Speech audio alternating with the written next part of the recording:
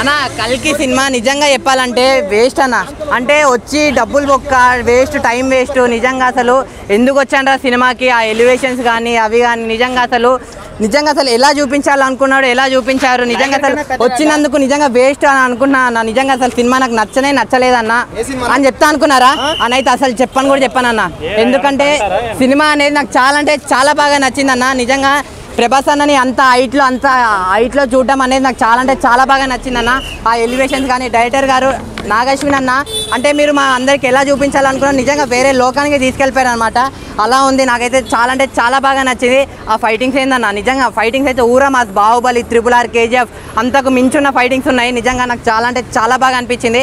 Next ఆ elevation scenes ఉంటాయి చూడండి, ఒక్కొక్క సీన్ అయితే ఒక్కొక్క ఆనిముత్యం లాగా అనిపించింది సినిమాకి.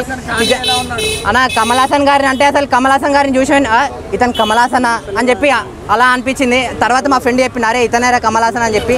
నిజంగా కమల్ హాసన్ గారు యాక్టింగ్ అయితే ఇరుగా తీసేసిరన్న. అమితాబ్ బచ్చన్ గారు అయితే అశ్వత్థామగా చాలా మంచిగా చేసిరన్న.